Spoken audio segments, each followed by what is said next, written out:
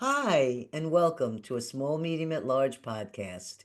I'm your host, Gail Hyson, bringing you intimate interviews beyond normal boundaries. I want to thank my daughter Nancy and my son Richard for posting, producing, and making a Small Medium at Large available to all your listeners. I also want to thank you, listeners, for sharing, liking, subscribing, and most importantly, I love your comments. We have such wonderful comments from all of you, and I'm making friends all over the world. So, a shout out to my friends in England, my friends in Spain, my friends in Israel, my friends in Bulgaria. So, hi to all of you, and thanks for standing by and being such great fans. So, let me tell you a little bit about our guest, Susan Shatzer. Susan Shatzer is an energetic empowerment expert who serves and supports humanity in removing all locks and blocks that stop and hold them back so they can live their lives they've dreamed about. Susan is the executive producer and host of the Webby-nominated global TV series Unlocking Your Limitless Life. She has 14 number one best-selling books, and her energetic gifts were warmly received at the Academy Awards last year. She is a featured expert in the upcoming movie Pillars of Power, the hidden secret behind achieving greatness, which has been slated for international release. It is produced by the Los Angeles Tribune Division, and the documentary challenges conventional models of success. Illuminating the path to achieving greatness, Pillars of Power fuses the timeless wisdom of spirituality with the actionable principles of leadership and scientific understanding.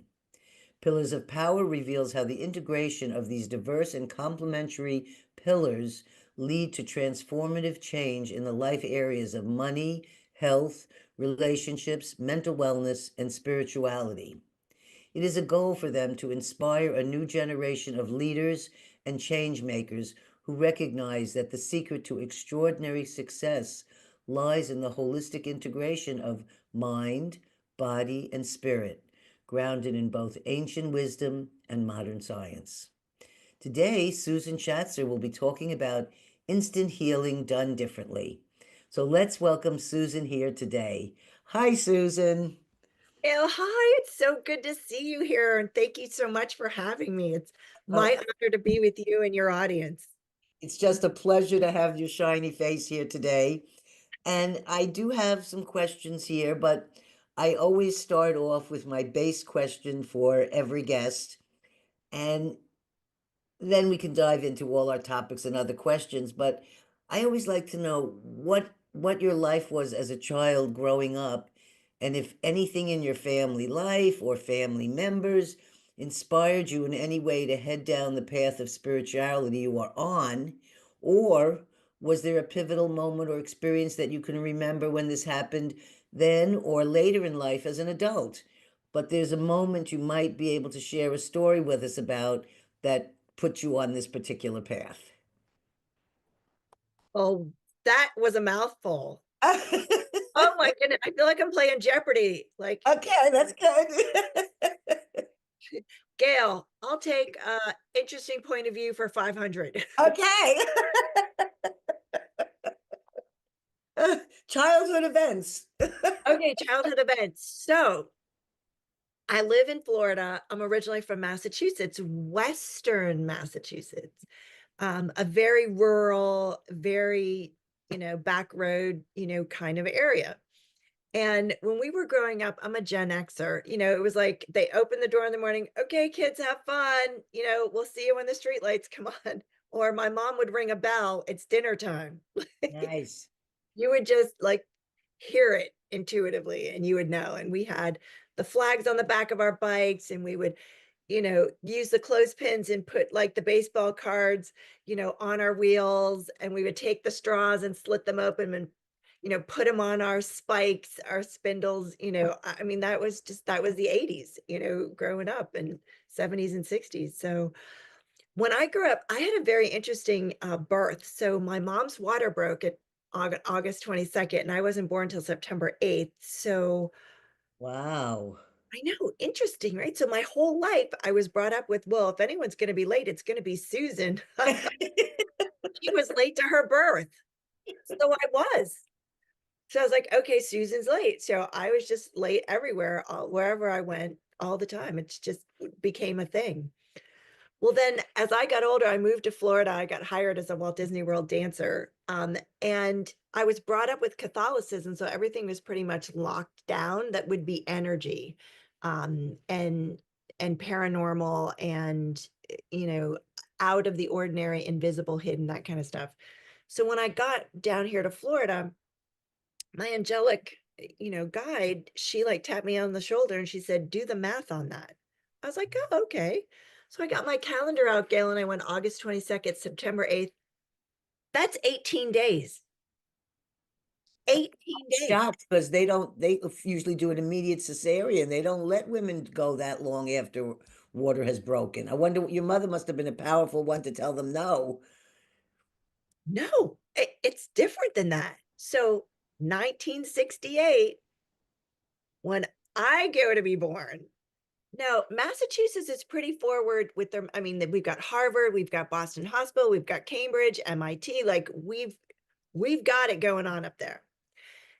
So when I realized it was 18 days, I turned to my dad, who's 83 this year, and I said, Dad, I'm like, yeah. I'm like, did you know that was 18 days? He's like, of course not. I'm like, how did you not know that that was 18 days? He goes, because we didn't track that stuff back then. Like, we didn't do any of that stuff that you women do now with this.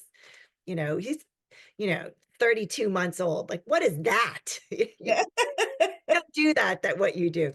I was like, well, what did you do? He goes, well, I took your mom to the doctor. And I'm like, well, what did he say? He's so get this, gal, are you sitting down? So this is what he says. He says to my dad, look, every day when you get home from work, take your wife on a bumpy road. We'll get that baby out. That was the medical advice. Take your wife on a bumpy road. So every day my dad would pack my mom and they would go on these crazy bumpy roads in Western Mass. Didn't work. A week later, I'm like, well, what did you do? He goes, I took your mom back. I was like, well, that didn't work, doctor. What else you got? The doctor like turned to my mother, was like, do you like to drink? My mother was like I'm Italian, I'll have a glass of wine. He goes, I think you should start drinking because you're holding on to that baby. So my mom wasn't a drinker, but it was something that I had to figure out what happened. So Mhm. 18 days. And I asked, I'm like, so was I just like stuck in the birth canal? Was I hanging out? Was all the blood rushing to my head? Like, was there still, fluid? Like, was I drying out? Was I getting a shower every day? Like, what was going on? And Gail, time stopped. I could see every particle in the room, and this lucid dream screen drops down. And I'm in heaven with God, and I'm arguing with him. I'm like, oh, I know the rules up here and I'm not going. Nope, I am tapping out. This lifetime is way too difficult. It's filled with heartache, betrayal, illness, disease, like, and it went on and on and on. And I said, look, there's got to be somebody else more qualified up here. He says, no, Susan, it has to be you. And I said, well, look, if it has to be me, I'll go in 100 years. Earth will be a nicer place.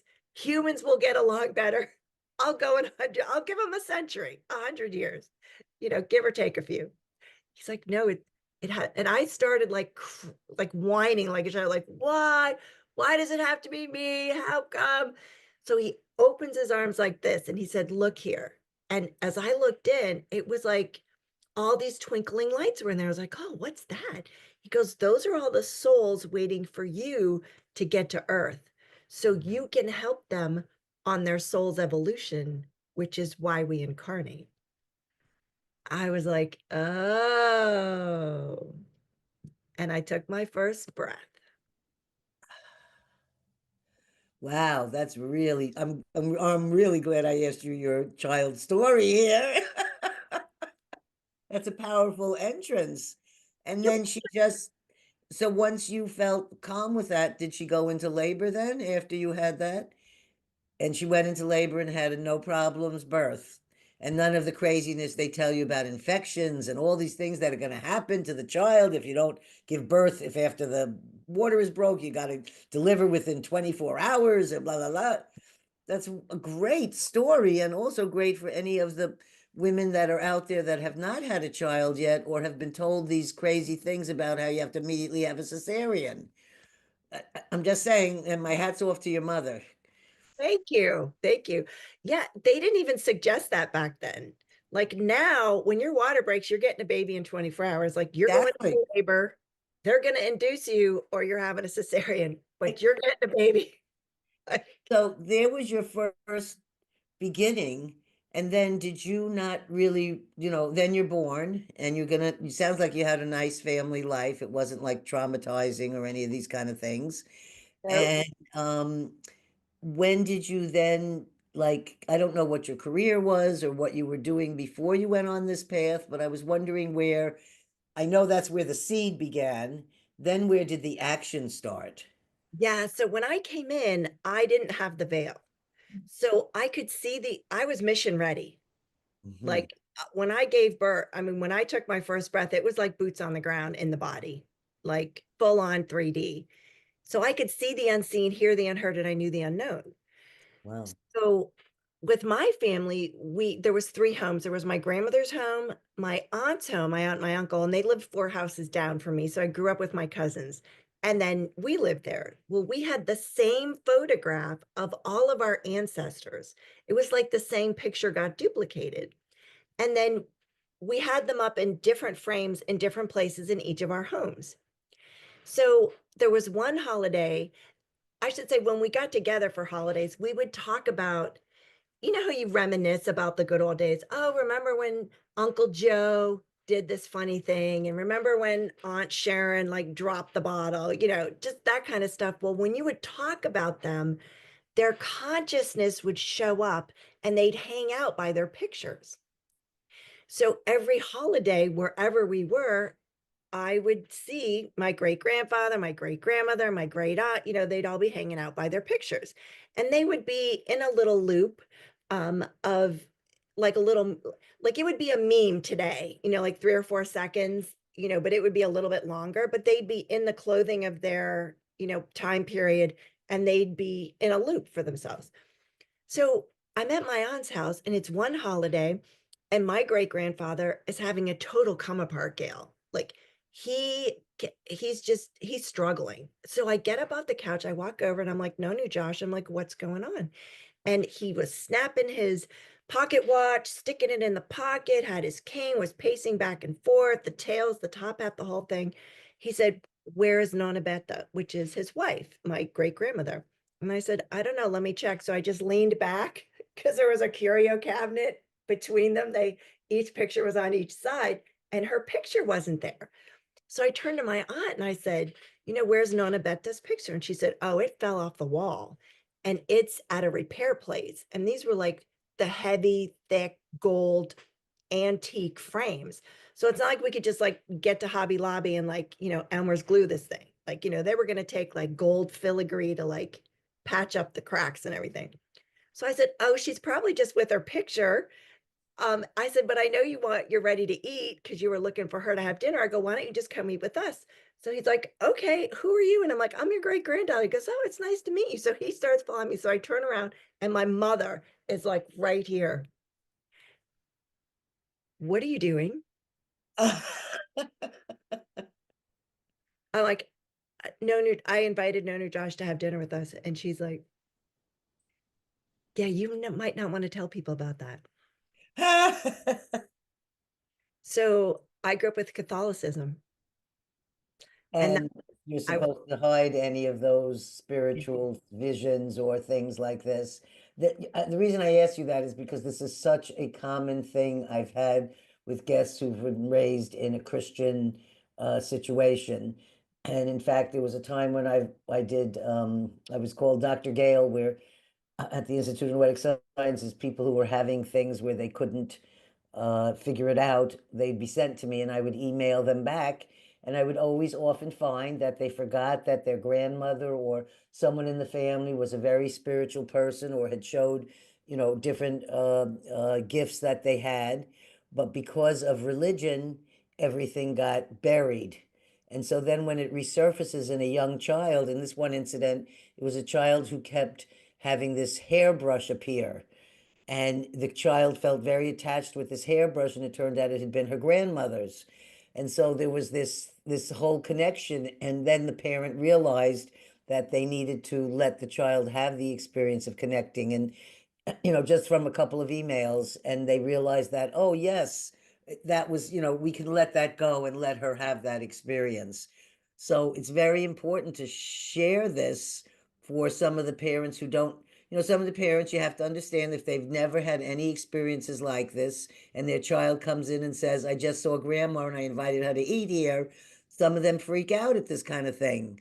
But with doing shows like this with people like you and myself, we can at least then let other people know that this is real. This is not some story we made up because we were kids. It's such important work. Uh, Do you know how it happens? no. Would you like to know, Gail? Yes. So I have been tasked with creating conscious education for humanity on the planet. So when babies are born and pets, and they'll like look up at the wall and they'll start giggling or kicking, and the dog or the cat, they'll like follow something up, but nothing's there. Mhm. Yeah, so they're actually reading energy, speaking energy, connecting with the energy of things. And then we start to indoctrinate them into our form, structure, and significance of this reality. So we start teaching our kids colors first. So Mhm. you're telling children, this is black, this is gold, this is yellow, right? Basically, you're saying to the kids, this frequency, this energy is black. This Uh, energy is gold. And this energy is yellow. Repetition, repetition, Gail, creates a neural pathway. mhm. Pretty soon, they don't see the energy any longer. They just see the color. And then you're taught, this is the large crayon box. What was it? 164 colors? That's it. If the color's not in the box, it's not a color. Guess what we would get at Christmas and Valentine's and birthdays? You'd get the big box with the little sharpener in the back, the whole thing. Like if we didn't have it, I saw our friend had it, someone had it. And what that taught us was, if it's not in the box, it's not a color, it doesn't exist. If it's not in the box, it doesn't have a name, doesn't have a color, doesn't have a name, therefore it doesn't exist. And if it doesn't exist, then it's invisible. If it's invisible, it's not real. If it's not real, it's not true. So there we get our box. And guess who is the one who tries their hardest to stay out of the box? The 2-year-olds. And do you know what 3-letter question they ask us, Gail? The adults? I'm ready to hear it. Why? Mhm. Why? Why? Our 2-year-olds are not fully indoctrinated into the matrix yet.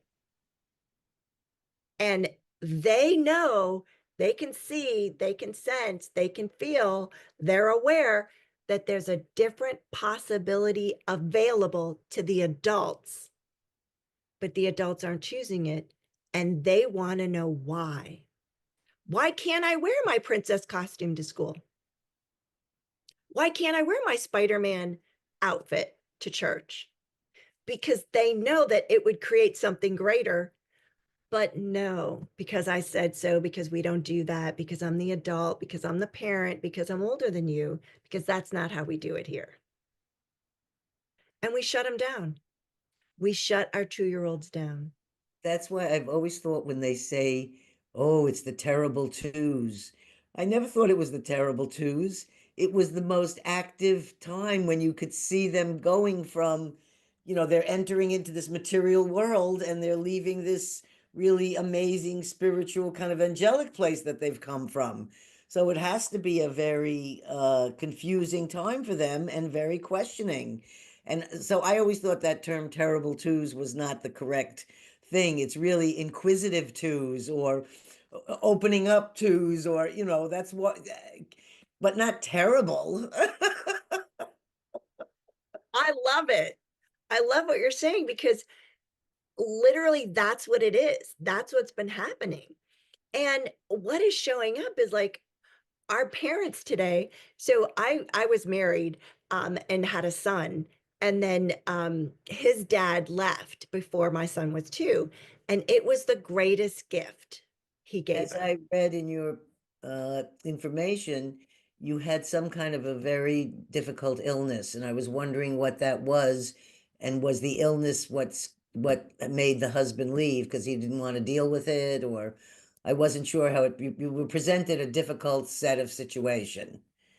Yeah. So it was the one thing that he could not handle. I mean, he wouldn't take an aspirin, he wouldn't go to the doctor, he didn't go to the dentist, like, he just was like an anti-medical person. So, what do I go create? I go because we create our own reality. I create a chronic illness that's autoimmune, that there's no cure for, that you can't get better from, that's progressive. I Yeah. nailed I nailed it. Academy Award, please. So it was this like whole life shattering experience for him. So it was something he couldn't handle, but it was the greatest gift that he gave us because, he could have continued to lie, cheat, and like do all that other hidden credit card stuff. But no, he was like, I'm done, and left. And that was the greatest gift because he didn't continue it on. And because we were projected on by Catholicism, both sides, his side and my side, it was like till death do you part, and in sickness and in health, and where are you going, and how can you abandon her and your son, and all that kind of stuff. But in asking a question like, what was right about that I wasn't getting? Do you know what I got? What? I could parent the way I truly knew that I would like to parent, conscious parenting. And I would not have been able to do that if he was a part of our life. Mhm. So he knows to this day how grateful and thankful I am for him for making that break, because it was cut and go. It was nice. It was And clean.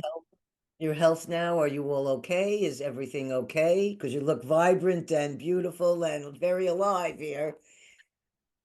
Yeah, I'm sort of a mystery. So I do 3 MRIs every year, the brain, the cervical, and the thoracic, because that's where the lesions show up. And Gail, the neuroradiologist, like, he can't even count all the lesions on my brain. He just writes, she has more than 20 lesions. like, Oh my like God. these are the white matter. Like, I don't know how many I have because they've never been able to count them all. He's like, she has more than 20 lesions. And then for the cervical and the thoracic, like on my spine, like I have 1 or 2 on every single vertebrae. And when you read the results, it's like excessive damage, excessive damage, excessive damage. Yeah. And then here I can walk and talk and, take care of myself and drive. And, I run a business and I'm helping people, heal themselves. And That, yeah, that's I'm blown away to hear this, and I'm so happy that you're not suffering in any kind of pain or anything that's debilitating you. In fact, you're the exact opposite of that when I see you on the screen, for those of you who are just listening on Spotify or somewhere. So let me tell you that. So they were I'm asking me like, "How are you doing?" I'm like, "Oh, I brush my teeth with my left hand. I'm creating new neural. I'm rewiring my brain. I'm tying my shoes. I'm putting my left leg in first. that Oh, I just got rid of all of my points of view about things." this is I'm just so happy to hear this. I um I I have one more question before we go into the discussion of done differently energy, which I'm very interested in hearing about this. Um, I would like to find out one thing that I watched, and I want to know if you felt, if you have, if we have the time, we do got plenty of time. You have had a successful Webby-nominated TV episode, which I watched, and our listeners can find on your website. Can you tell us about that show, who your guest was, and what the experience was like interviewing this man who channels other beings? Yeah, I would be more than happy to. Okay. So two episodes were Webby nominated um, for the global TV series. The first one you're speaking of, his name is Kevin Briggs, and Yes. he lives here in Florida. And I had to interview him because we met, it was one of those things where when I get a yes, it's a yes. And when I get a no, it's a no. I don't need to know why, how come, when, where. No. When I ask, will this create the most benevolent outcome? I get a yes, I go. I do what I'm supposed to be doing, what I'm told to do, whatever it is. I don't need to know who's sending me, how come. Hmm. So I've been invited to this. It was like a UFO um, kind of meeting where people would get together and just talk about their experiences that they've had that they can't explain and they're not sure. And it's just a group kind of gathering. So I had been invited like a couple months in a row, and I got a no, a no, a no. Then all of a sudden, it's a yes. And I'm like, really? I'm like, can it be a no again? I'm like, but let me ask. I'm like, is it in my best interest? Is this like what I've been asking for? And I kept getting yeses. So I'm like, okay, I have to get clothes on now, do my hair, get ready to go. So I get there, I'm late, right? Because I tried to find a no, but I couldn't. I kept getting yeses. So I get in late. So I go in the back, and there were friends there, and that's who what. So I was sitting in the back. Well, Kevin was the one who was talking about how since he was 8 years old, he had two extraterrestrials show up in his bathroom, freaked him out. He was naked in the bathtub in England, and they've been with him ever since. So there's like a whole council that connects with him and works with him and guides him to do certain things at certain times, and wrote a book and all that kind of stuff. So he's in there talking about the Council of Eight, and I can see them there. Like they're in the room with us. Hmm. And Kevin said, I don't know if anyone can see him. And he's like, I'm like, I can. He goes, you can? I go, yeah, like there and there and there and there. He's like, yeah. Oh, we got to talk at the break. So at the break, he came running up to me and he was like, how do you do that? How do you see him? Like, I don't know. I just see him. I don't know how you do it, but I just do it. Like, it's just a thing. He's like, okay, cool. So we exchanged numbers. We were talking a lot. And so he started channeling Ort, which is Ort and Dee were the two that originally showed up to him when he was 8 years old. He's had all these amazing experiences with them. So when I met him, I thought, is this ready to be mainstream media? And Hmm. he got a yes. So we did the interview and we put it out there, and it was nominated for a Webby Award. The second one was Sherry Lee. She's the toe pro. So she studied in the metaphysical realm, and she can read people's toes. So your I have toes, never heard this one. yeah, this is a modality. Right? I've never heard of this. I'll give Palms, yes. Face, yes. Toes, never heard of. Yes, tea leaves, the whole thing, toes. So we get one of our other guests to go, hey, would you like to get a toe reading? And so like he comes over, takes his shoes off. So we get him ready. So she reads his toes. Oh my, it was eye-opening, like just what the toes were saying about his life, personality, who he was, upbringing, his parental influence. Like there were like, knobs and I don't even know how to read toes, but I was just standing over it, like looking at what she was saying, go, just looks like toes to me. But okay. But they were talking to her. So I just thought that was the coolest thing. So that was the second show that was nominated for a Webby Award. Well, I have to say, I'm glad that you shared that. I didn't see that episode. I was scrolling because I was watching quite a few, and I'll have to go back and look for that one because That's the first time I've ever heard of that. Is that a common use of doing readings? Or was this just She went to school and she just knew so much. So she's an abductee also, uh um, from growing up. And so, that kind of got activated for her through those experiences. So she's been doing that her whole life, really.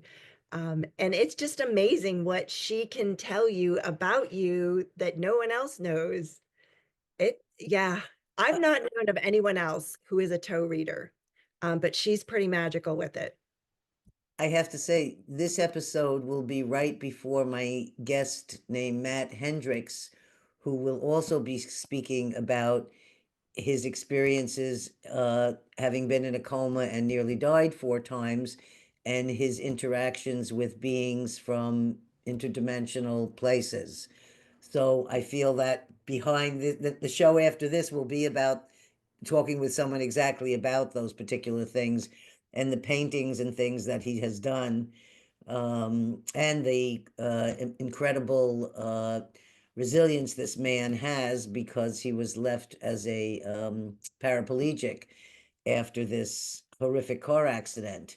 And his story with the relating of interdimensional beings has a lot to do with his healing and the work that he's doing now. So I feel like a lot of these things are coming out to share, um, and I'm just finding it fascinating. I'm not stating anything here either way, though I have had my own personal experiences as well. So I don't poo-poo any of this. So, uh, have you yourself personally had any of these experiences when you were having him channel, which you see on the show? Did you have anything when you were there and feeling the presence of this other interdimensional being there?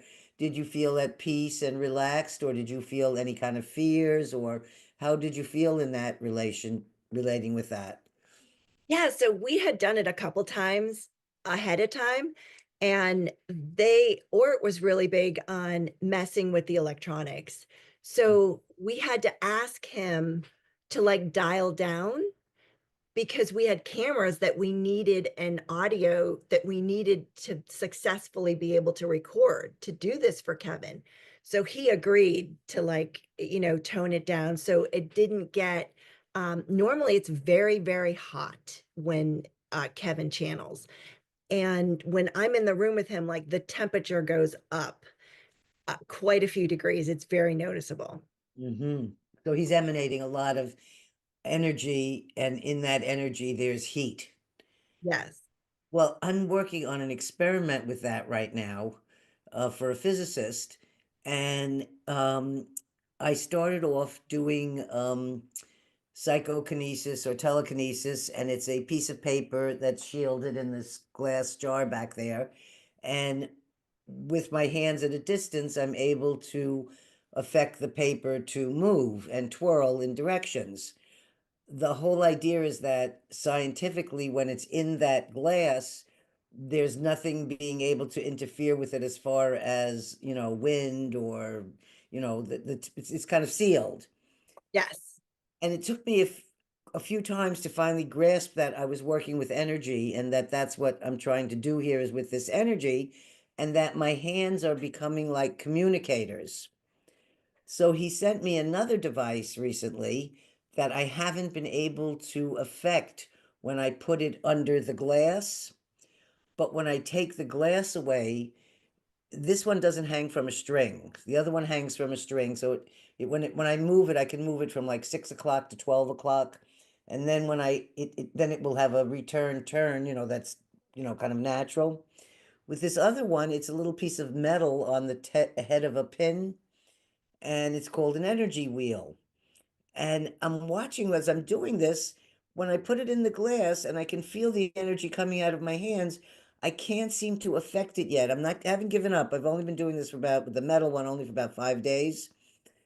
But if I take the glass off and I put my hands, as I get closer to the wheel, And I even put a mask on my face because I wanted to make sure there was no breath or air coming out of me to, because I doubt all these as I do these for scientists. I don't, I can't believe I can do this. But they say you can, and after a while I realize they're right. So now I'm comforted in knowing that yes, I can move an object or piece of paper. I can do this. I'm not, I'm confirmed now. I don't have any question about that. But I can't, I haven't figured out exactly about the heat and energy that's coming out of my hands because as I go toward the metal piece, which is not paper, it will start to twirl like this. And if I put my hand really close above it, it's twirling more. And as I extend it out, the twirling will still continue, but not as with as much power. So I don't know if it's static electricity. I don't know if it's emanating heat. I don't know if it's just showing me the physical sight of energy that's invisible. But I'm just letting you and my listeners know that I'm working on this. And when I have more information, I'll share it on the other shows. Well, I have a suggestion. Oh, great. So I have your angelic team here, your galactic team, and your indigenous team. So they'd Hmm. like for you to know that every molecule has consciousness. Ask the molecules to move for you. Oh, actually, that was what I asked when I did my spoon and fork bending. I didn't think about switching it to that because when I did spoon and fork bending, I was like, how do they do this? Okay, we're holding up our spoons and all right, okay, let me get mine.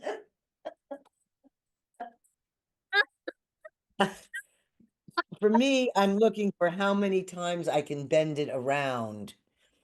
So, Oh, oh, cool. Yeah. so do you see how many times I could do that part? Yeah. So that's only a two twirl around, Yeah. and then the tongs. So then I started with spoons and same thing where I can get the two twirl, Uh-huh. but now I'm starting to get a third, like more Whoa. of them. And Yeah. we did this on one of our shows on my podcast with Donna Ribadow. This one, you can see it's all the way through. Yes. On top of each other. Yes, yes. And with that, when I was learning how to do it, I'm watching everybody like, how do you do this? That was my experience, what you're describing. It was like as I'm with that, you're actually touching the spoon or the fork when I took the class. Yes.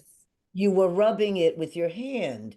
And Yes. as I'm rubbing it, all of a sudden I feel the metal turn into molecules and they're Yeah. jumping around like this. And I'm seeing this visual, and then I Yes. hear it bend. Now's the time to bend. And Yes. everything was like liquid. The whole metal thing is like liquid. Yes.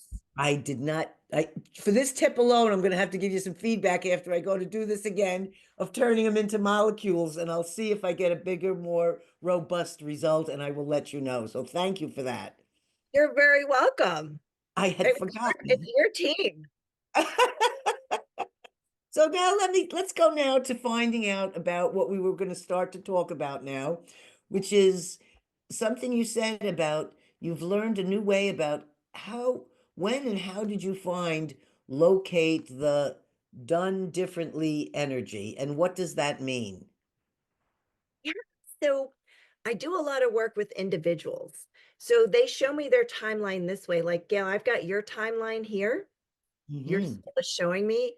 I can go all the way back to when you first chose to be or do anything from source, all the way up till now, and then what you've projected to be into your lifetimes in the future. And then your ancestors are shown to me this way. So I can see 20, 15, 19, 18, up to 20 generations, your ancestors, what they passed down to each other and then down to you. And then on the sides is karma. Your karma is spinning Hmm. like a tornado. So, and that's how it shows up. Like our karmas are our tornadoes. Uh-huh. So when I'm working with a client, you're Gen X like me too. So when we grew, No, no, I'm a baby boomer. I was born in 55. I'm going to oh, be but 70. close enough. Yeah, well, I'm gonna be 70 in a week. I think you're Really? a lot younger being born in 68. I was getting ready to go to the Woodstock Festival. 69, so All right, so you're a little further along than I am. yes, But what was I gonna say? it was Oh, we were about a talking about the timeline. energy. Yeah, so the work I do is energetic. So sometimes there's no words for it. Understand completely. Just there's not a way to explain. So when I'm working with the teams and we're working with a client in their energy field and we're pulling out unconsciousness that's in their subconscious, everything changes. Well, I get shown a vinyl record. Do you remember the 45s? Of course, I still have them. You'd have to put that little insert in. Still have them. So that's how my team explains things to me, is by giving me things that I know of already. So that when they're showing me, we're talking about this soul's record, they have their record, it's a 45 for a soul, and they put the needle on, it's playing, and then there's a scratch on the record. I'm like, okay, so truth, what is that? That's when I'm shown the locks, blocks, and stops, emotional trauma, where they've given their power away, and the timestamps that our souls have kept track of for us. So I'll go into humanity's collective consciousness, and that's the 33. That's the big album. So, so they'll put the big album on for humanity's collective consciousness, and then they'll put the needle on, and it'll start to play, and then it'll skip. And I'm like, okay, truth, what is that? So I've been able to find where we've had scratches at a global level, and the ones that we would remember in our lifetime would be when President Kennedy was assassinated. Oh yeah, never forgot. Yeah. You know where you were, what you were wearing, who you were with. When the Challenger blew up, when the Twin Towers came down, and COVID most recently. Mhm. All of those were designed to invoke sadness and fear, anxiety, anger towards whoever, whatever, and it lowers humanity's vibrational frequency. And it did do that to Mhm. people. That's what I'm saying. And so Yeah. the scratch on our record, Hmm. because it's an emotional traumatic event, and it's where collectively our souls are like, stamp as a timestamp, we're stamping it. So it's exactly like if we were playing this recording back of your show, it would say like 25 minutes, 34 seconds, 57 hundredths of a second, something like that. Well, it's like that also. It's like this planet, this year, this time, this moment, exactly in our soul collectiveness. So while I was playing that one day, looking at this different information, like all of a sudden this energy kind of like just sort of showed up through the collective. And I was like, oh, well, who are you? What are you? What is this about? Like like, okay, fill me in. So I discovered that we have this door that's opened, a window to Hmm. shift out of a paradigm that we've had limiting us all our lives. Like everyone on the planet and those who've left on the planet have had the same program running. And we have an opportunity right now to delete it collectively and choose differently out of limitation. And it called itself Done Differently. I was like, okay, so what would that kind of look like? So I was told, and it's explained to me that we have the way we think is like, we've done it this way. We've always done it this way. Our parents did it that way. Their parents before that did it that way. Like, it's not broken. We're not going to fix it. Like, how many of us have that belief with things? A lot. Yeah. It's not broken. Don't fix it. Don't touch it. It's okay.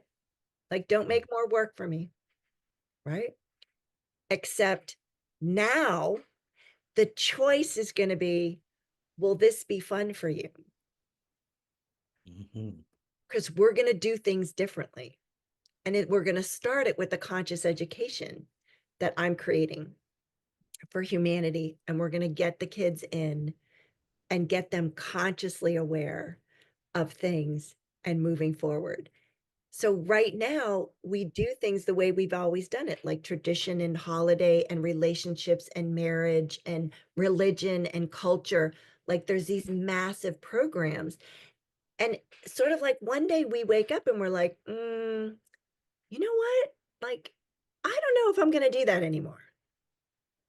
I don't know if that's a contribution. I've been doing that and it's really not fun. See, our kids are unapologetic. Gail, our Mhm. kids are like, no, no, I'm not doing that. I'm not going to do that. And I'm like, yeah, but that's what you're supposed to do. Yeah, but I'm not going to do it. That they don't want to have children, or they're not following the marriage children story that we were all fed. Yes. And I watched each generation because, I consider mine sort of the baby boomers as an older generation. And in that one, it was just breaking out where women were then also doing work similar to men, but not getting paid the same, of course. Or, there was still the thing where I was going to stay home and raise my children. That's what I did. And I look at my nieces and all this other generation, and they're like, no, I'm not. Some of them are, I'm not having any children. No, I'm doing my career. I'm doing this. I'm doing that. So and then when I look at them, I'm like, what do you mean? How could you? What about grandchildren? I don't have any grandchildren here. I want grandchildren. So it's also one of the reasons education and religion, I think, are two of the things that give us those gives a lot of people so many filters that it's hard for them to see through into the invisible world. um Absolutely. you and I both have not had that issue of being able to not see. We can see. It's what do we do now with this? Or for me, it's a lot of auditory, and I think you're also quite auditory. So with this new energy, which I agree with you, is something's happening out there. What does this new energy allow humanity to do? What is this bringing us to? So this is the coolest part. All of a sudden, you get to ask yourself, does this work for me? Mhm. And we've been taught that to be a good person, you need to do for others. To be a good neighbor, you need to do for like there are these paradigms, good, bad, right, and wrong, polarity that are out there, and they're really strong. And this is our opportunity to break free and actually choose what works for us. That's what our kids are doing. You know what? Because I was never asked.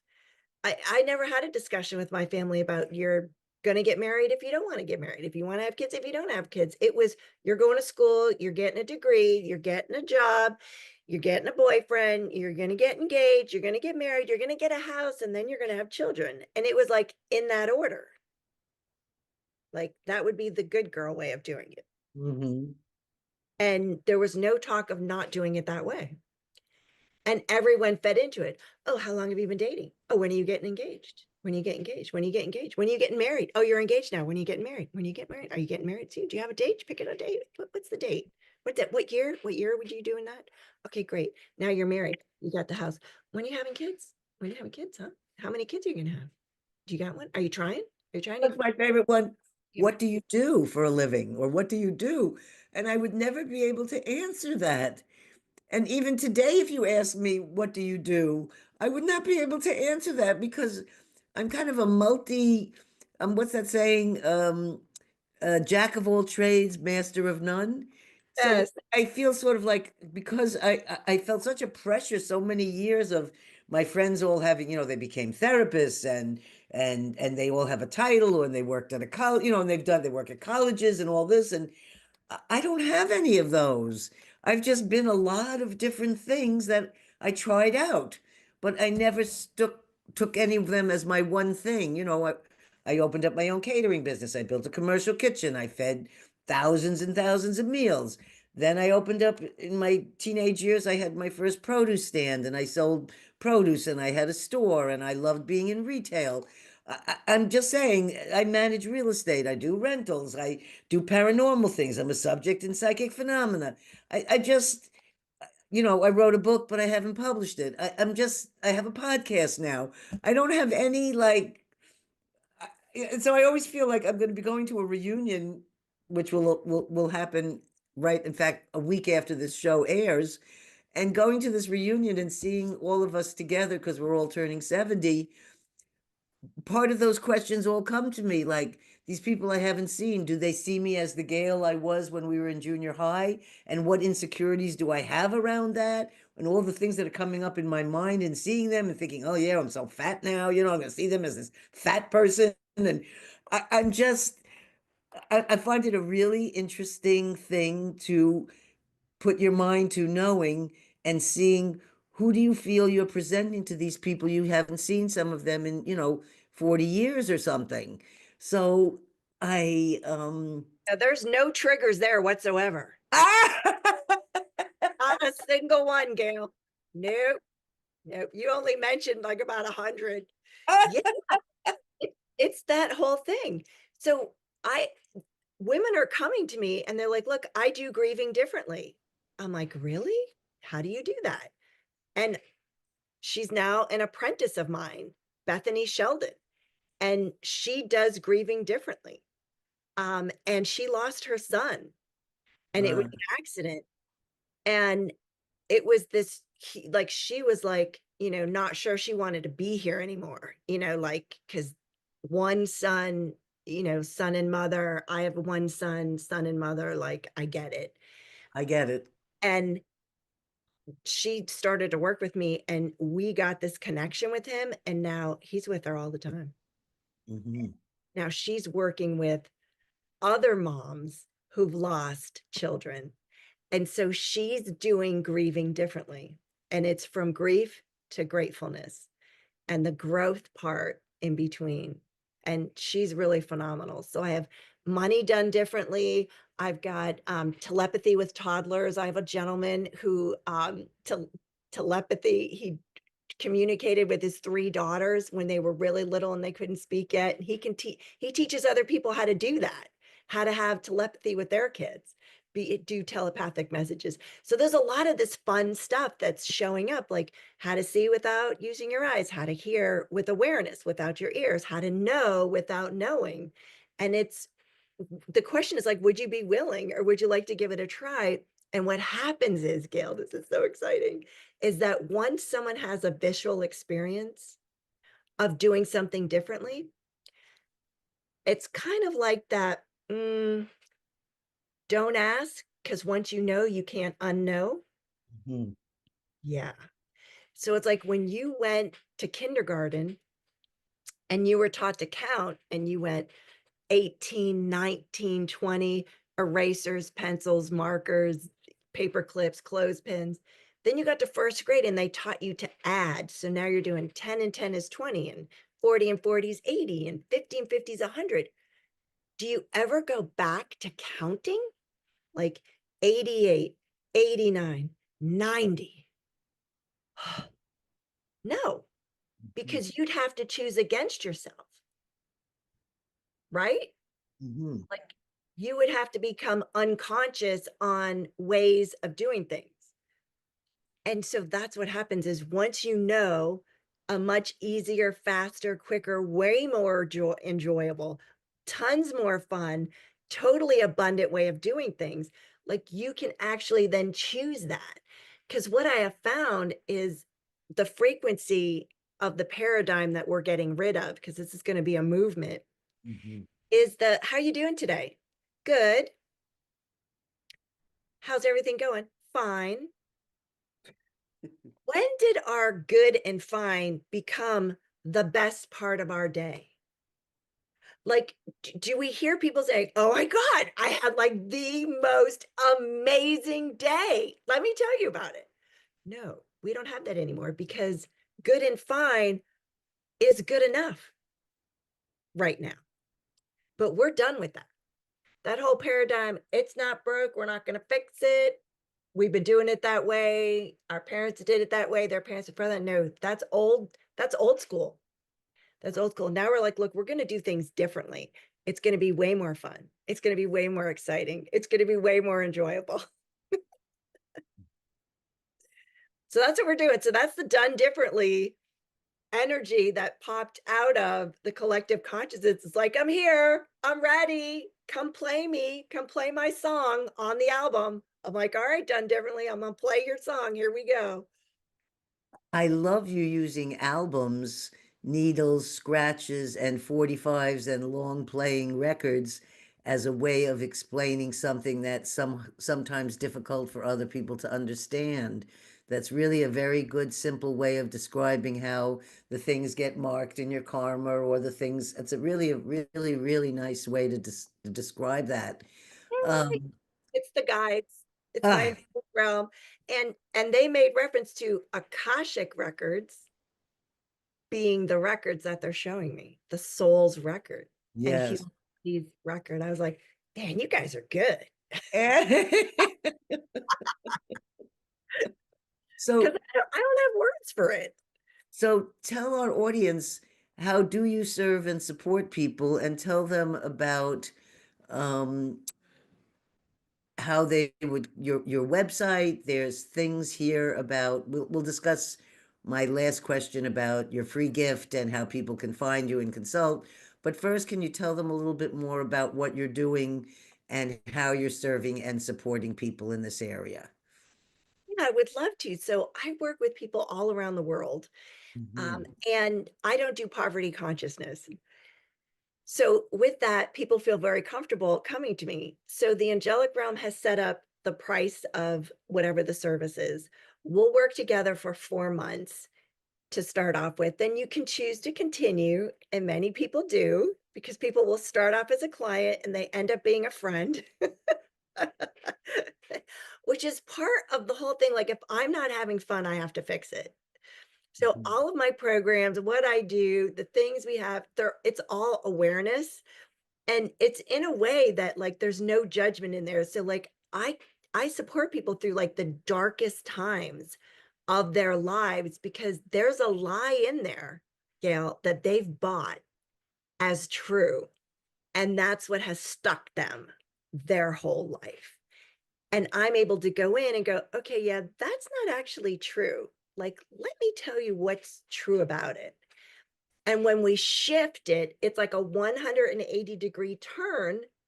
And they're like, oh my God, like it's not a wrongness, it's a strongness. I'm like, yeah, yes, now you get it. And where they had been wrong, that's a low vibrational frequency. And where they're Mhm. right or strong is a higher vibrational frequency. And that's where the empowerment comes in. So it's part energy work and then it's part empowerment when I'm able to, consciously explain to them, hey, this is what's going on. Hey, this is what your team is saying. Hey, this is the truth about it. And it just blows. They're like, you're speaking my language. I'm like, yeah, I'm in your reality. Like, I love when I'm at like Dunkin' Donuts or I'm at Starbucks and I'm getting a drink and the woman's like, how are you doing today? I'm like, pretty good. I'm like, I'm clearing out a lot of stuff. She goes, I just did that at my house. I'm like, yeah, I know, I'm in your reality. You know, so yeah, it just kind of had like our energy fields just kind of mix, when you're in public with people. And so it infuriates my son because I'll say something. He go, I just got a call. And I go, I know. And he goes, stop saying I know, mom. But I find my You know children are everything. always the ones to. Oh my goodness. This has been so much fun. Yeah. Love this. I love your energy, Gail. You are so fun. Well, this podcast for our listeners, it has a life of its own that I have nothing to do with this. And all I'm doing is showing up because I continually have guests that just are sent to me or appear somehow. I don't know how, and they're just there. And I often have to say to them, neither of us sometimes remember how we even got connected to be on the show. And I let go of this feeling that the show is supposed to be some big thing where I have zillions of listeners or any of this, and then just said, it's whatever the show is and whoever it reaches, just as long as it does something positive to help at least one person anywhere in any place. And now when I see that we reach people all over the world, anything is possible. And I'm so I have said a few times on the show that sometimes I feel guilty that like maybe I'm getting more out of these interviews than I could have ever possibly imagined, and I've made some of the most wonderful friends that I know that will be in my life, for years to come. And I've even actually gone and stayed in homes of podcasters I've had where we've never actually met except on the show, and they invite me and I go to Colorado, and next thing I know, I'm staying at Donna Riebedau's house, and I'm with Sean McNamara, and we're going up to the mountains. And it's such a beautiful form of being able to also meet and share not necessarily all like-minded things, but interesting critical thinking topics and things that you know I'm sure this was the same for you as a child, and as for me as a child, that in our group of girlfriends or however it was in school, I always felt different. I never felt like I fit in with everything correct.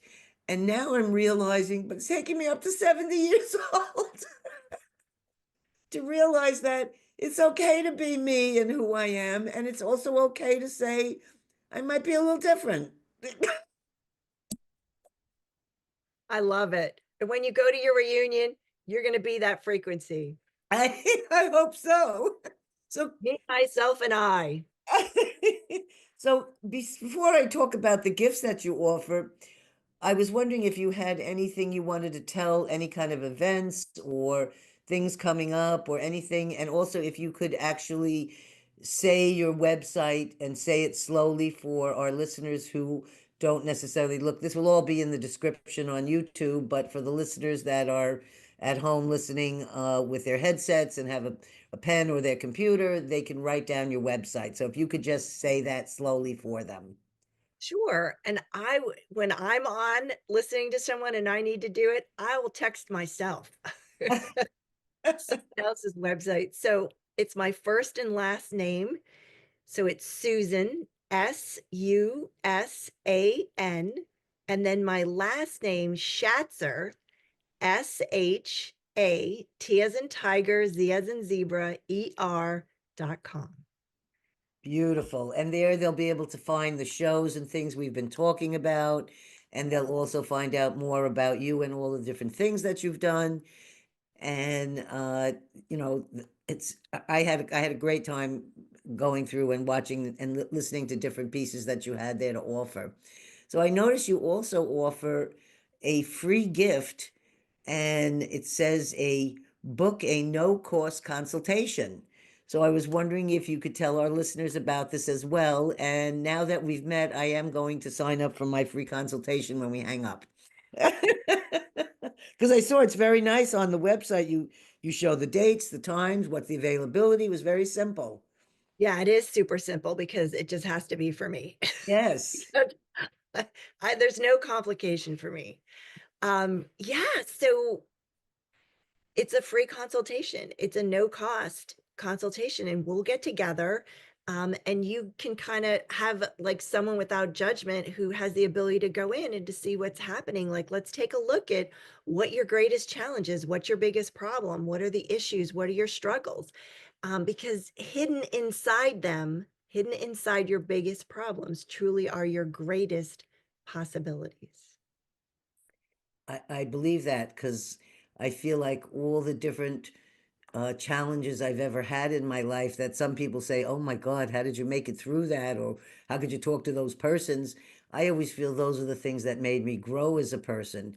All the things that we considered like challenging or difficult, whether it's bodily problems or family problems, fine, whatever those things are, when we take the lesson that we learn from it and we grow from it, we don't put it in a negative box, just put it in a teaching box. It's part of learning. Uh, so I'm wondering now, is this something that this is are you doing your show anymore, or are the episodes the finished, or is the when do you know this, the film with the polar I can't remember, my brain is, Pillars of Power. yeah, pillars of power, polar of power, pillars of power. It's all polar, Right, everything's okay. we're in When, the Arctic zone. yes, any idea when that's going to come out, or any info you can tell us, like check it on Netflix or it'll be out on this, or whatever information you have on that. It looks like a very exciting piece of film work. It is amazing. It is beyond what I had ever possibly envisioned or imagined. So I'm one of the creative directors, I mean, creative producers with it because I have the experience in Mhm. producing the TV show. We were doing the TV show up until COVID. When COVID hit, I couldn't get my director down from New York. We were matching up. We were working with realtors that had $1 million homes. And so we would film in these homes with the realtor. Then it would go up on our streaming platform. And the homeowner would say, hey, would you film by this fireplace? Would you film in the new kitchen? Would you film outside with the golf course? So we would honor the homeowner and do our film segments in the different locations. And we'd also do one of the whole house for the realtor. Well, we were selling homes unseen, unsaid. People were, our viewers were going, you know what? I could have Thanksgiving at that table. Like we could do that. Let's get that house. Like it was like just the craziest things were like showing up. But the when COVID hit, the homeowners were like, look, realtors, we don't want anyone in our home. I get it. I couldn't get Mm. my director down. The my clients that we were filming were like, look, how are we going to film with a mask and we have to be 6 feet away? So we had to like really pivot and go in a different direction. So that had to come to a stop. And we haven't actually gone back into like a housing situation where that would be needed again. So we don't have that partnership yet because the housing industry is completely different than it was in 2017, 18, 19. So I don't have a point of view about it. Like I'm open, it's possible we could do it. Like what else would like to show up? But then there's also this element of like, hey, now that we're doing things differently, like let's do education differently because I'm going to tell you, Gail, and all of your listeners, that everything else has evolved. Our transportation has evolved in the last 100 years. The medical industry, our communication system has evolved. Everything's evolved. We've got satellites, we've got satellite internet, but we're Technology. still in our seats, raising our hands and waiting for the bell to ring. There's something about our education system that has not evolved. And it's our time to do this. So maybe some of your listeners are ready. Maybe they've got ideas because I am not an administrator. I do not do like that kind of an aspect of it, but I can do content and whatnot. But we're here. We're here. We're ready to go. You Actually, I just heard something. I just had a friend over who became my friend because her husband had heard me talking on New Thinking Aloud with my friend Jeffrey Mishlove. And so they found me and sent me an email, and I ended up having his wife on my podcast, and we ended up becoming friends, and that we play games and have dinner together. And so when she came here a couple of days ago, she just said, I'm almost finished. I've written a children's book, and it's all about the light and the child. I can't describe I can't describe the book because of course she just told me about it and I haven't read it, but it was really a children's book describing how light and being light is the most powerful thing, and it takes you through the sadness, this is how I understood what she said, and the darkness, and the different, your nightmare, or the different things that children might have difficulty with, that you always have your light and your lightness. And I thought, what a beautiful way, because when I was speaking to book um publishing people and companies, and they were saying things that the two most popular books to publish are children's books and how-to books. Those are the easy ones to sell and whatever. And then it occurred to me that she's giving spiritual advice and information and speaking it in the level of a child to a child. And she's a very sparkly human being herself that looks 20 years younger. And she and has no children. And she has a great concept here. And this sounds like she's on the path that you're saying is our future, which is to educate children and younger people ahead of time, beforehand, because those things are not taught in school. Relationships, consciousness, love, spirituality, these are not taught there.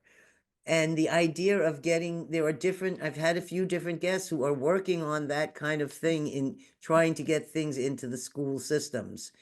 And some are a few are successful, but I do think children's books would be that might be, you might know enough people that are in the literary fields that that would be a great thing, doing a whole line of kids spiritual, relating to the bully, or however to handle those things.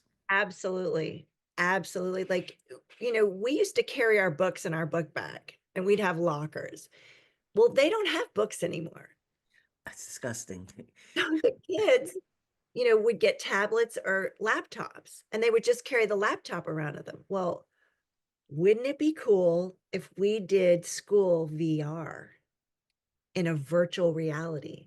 So the kids are on the Mayflower coming over, landing at Plymouth Rock, going to Plymouth Plantation.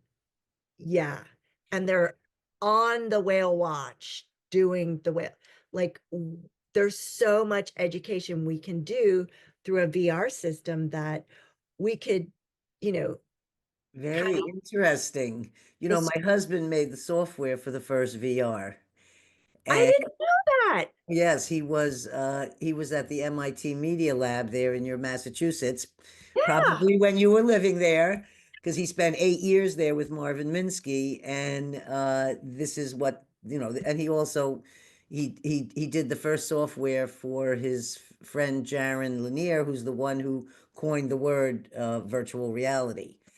And he put the glove on Yoko Ono's hand when she went to try the virtual headset on, but her hand was so tiny that she couldn't fit it into the glove.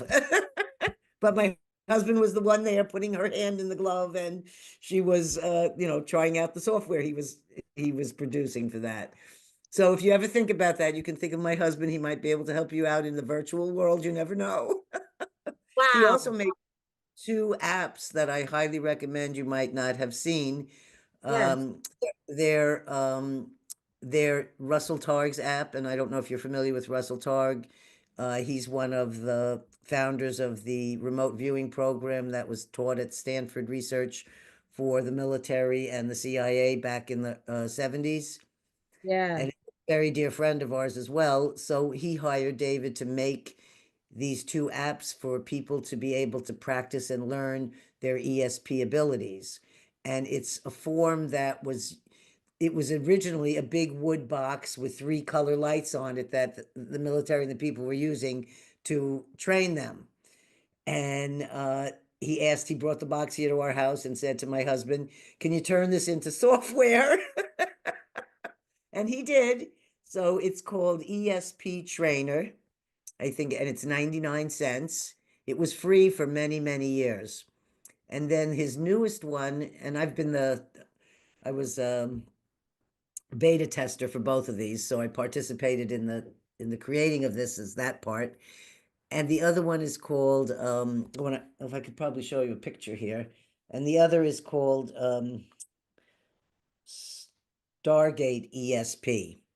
So Stargate ESP has a little icon of an eye with a world inside it. So, Yes. yeah, so you'll know you're on the right one when you hit that one. And then the other one, the ESP trainer, let me see where that one is. Here it is. You'll see a colored icon of four colors. Let me see. Yeah. Yeah, let me see if I can bring, there we go. So you see four colors here on your phone. I know Yes. through this, and you have on all of these, you have a certain amount of trials, and your idea is to pick the color where the picture is hiding behind. The thing that you learn about this, which I found fascinating when I was playing with it, is that you see how your intuitive mind functions, and you start to learn that it's not when you're concentrating and thinking hard, it's the thing that fleets by so quickly, and the more you pay attention to that fleeting thought or message you hear, the louder and then it becomes. Like with you, you started knowing that coming into your body. So you've been working with that for a long time. But for people who are not familiar with it, this is a good form to be able to understand. So, like at first, I was noticing every time I'd pick the color where I thought the picture was, it would always be the next picture ahead. So I would hit red, but yellow would come up, but the next one would be red. So I started to see that I was picking way too, so I could be able to start to discern in my mind which was the one to be picking. So this is a very good, it's a simple exercise, nothing difficult. The other one, the ESP trainer, you're actually given information to pick about the photo you're going to be shown. So it's a different part of the brain. You're using a different type of thinking with that, I guess. And you're saying, is there water in this picture? Yes or no? Are there trees in here? Yes or no? And then the end of answering the questions, they show you four pictures and they say, which one of these do you think is the one we're going to show you? So this one's a little bit more involved that way, where the other one's just strictly a colorful one. And the other one thing about that I want to say, and I'll stop talking, is that children love the color ESP one with the four colors, because they could be, we've used it at airports where kids were being like unruly or something. We say, oh, hey, you want to try this? And then when they hear the ding and the picture pops up, and because kids can do it so much faster and quicker than an adult who's thinking. Anyhow, I just wanted to share this in case you post our show and you have listeners who might want to know about these things. It's a nice little Absolutely. tool. Yes. Yes, and it's 99 cents. It's not going to break the bank or anything. But it also is a tool, It's a you know, tool and a teaching tool and a and resource. learning tool. Yeah. And you want those to be in your toolbox. Yes, You know, exactly. it may not be now, but it may be in the near future where, you're something's going to come up and yeah. And wouldn't you be kind of cool if you knew about it ahead of time? Yeah, You had an awareness, right. sort of So guided you in a different direction? exactly. So I guess we're winding down, and what I always do here with my guests is I ask them if there's anything else they would like to share or speak about, or any words of wisdom, or anything they'd like to say to our listeners at the end of our show here now. Perfect. Thank you, Gail, so much. I would love for everyone to know that you've never done anything wrong, Mhm. like at all. So, what happened was before you got here, you pre assigned your experiences. You were like, my soul, this body, this family, because you picked your parents, are going to have these experiences for your soul's evolution. What happens is you agree to receive the experiences and other people agree to give them to you. So, this is how we create our own realities. So, it's not that you've done anything wrong. It's like they were playing their role and you were the receiver and you already pre ordered this. I believe that. You did such a good job pre-ordering an amazing experience. And what that does is that empowers them like immediately. They're like, oh, okay, because you can stop the game, you can close the curtain, call the show over, take your bow, receive your standing ovation, and exit stage left. And then go to create a new show, invite your new characters. Like you don't have to stay in the show that you've been in your whole life. And it's that easy. You've never done anything wrong. Thank you. Thank you. That's beautiful piece of wisdom. Thank you very much for being here today. I would love to have you on again another time because I feel like there's more for us to share. Yeah, we're going to talk more about conscious education. Yes. So More- I'm going to close our show out here. I want to thank Susan for joining us. Just hang in as I give our closeout. Uh, I want to thank all you listeners for joining us here today. I want to thank you for liking, subscribing, sharing. Love getting the comments. They really mean a lot to me. You know that you can find us on YouTube, Spotify, Google Podcast, Apple Podcasts, and numerous other media sites. So have a very wonderful day or wonderful week. And please remember, share your stories because stories can heal. Bye.